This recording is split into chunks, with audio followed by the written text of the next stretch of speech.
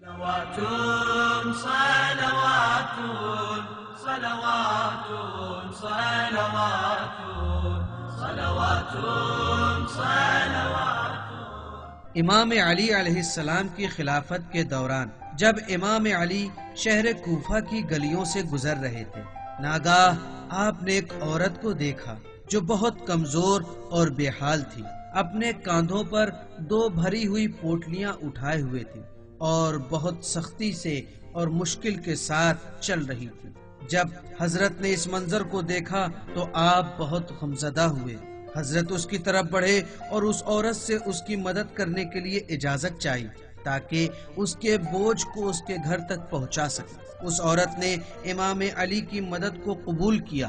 امام علی نے ان 2 پوٹلیوں کو اپنے کاندھوں پر رکھا اور اس عورت کے گھر کی جانب حرکت کرنے لگے۔ راستے میں حضرت علی نے اس سے اس کی حالت کے بارے میں سوال کیا۔ عورت نے جواب دیا، میرے شوہر لشکر علی میں تھے اور کسی ایک جنگوں میں شہید ہو گئے اور مجھے اور میرے یتیم بچوں کو تنہا چھوڑ گئے، اور میرا کوئی سرپرست و مددگار نہیں ہے۔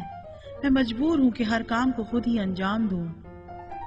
حضرت علی اس عورت کو گھر پہنچانے کے بعد اس گھر سے واپس لوٹ گئے، لیکن اس کے دوسرے دن اپنے ہاتھ میں غذا سے بھری ٹوکریاں لے کر اس عورت کے گھر پہنچے اور اس کے دروازے پر دستک دی تو عورت نے تعجب سے پوچھا، کون ہو جو ہمارے گھر کے دروازے پر آئے ہو جبکہ سب لوگ ہمیں بھول چکے ہیں؟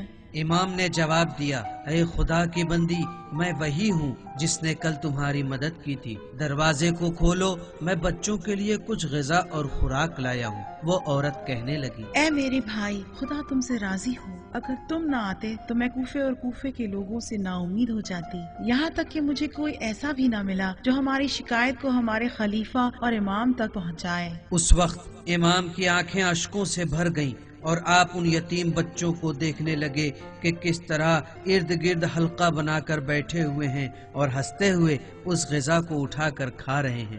اس عورت کے جو ہمسائے تھے انہوں نے جب ہنسنے کی آوازیں سنی تو چھت پر آ کر تعجب سے دیکھنے لگی کہ حضرت اپنے زانوں پر دونوں بچوں کو بٹھا کر اپنے ہاتھوں سے کھانا کھلا رہے ہیں۔ اس وقت ہمسائے آگے بڑھے اور کہنے لگے، اے عورت، تم کیا کر رہی ہو؟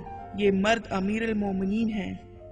عورت نہایت پریشان ہوئی اور شرم کی حالت میں امیر المومنین کی خدمت میں پہنچی اور ان سے معافی مانگنے لگی اور کہا، اے امیر المومنین، مجھے معاف کریں، میں آپ سے معذرت چاہتی ہوں۔ حضرت نے اپنے سر کو بلند کیا اور کہا، میں ان یتیم بچوں سے معذرت چاہتا ہوں اور خداوند تعالیٰ کی بارگاہ سے مدد کا طلبگار ہوں کہ ان یتیموں کے حق کو اچھی طریقے سے ادا کر سکوں۔ اس وقت عورت نے اپنے ہاتھوں کو آسمان کی طرف بلند کیا اور کہا، خدا کا شکر ادا کرتی ہوں کہ ہمارے لیے کسی ایسے کو امام بنایا کہ اس کی حکومت میں غریب اور مسکین پر ظلم نہیں ہوتا۔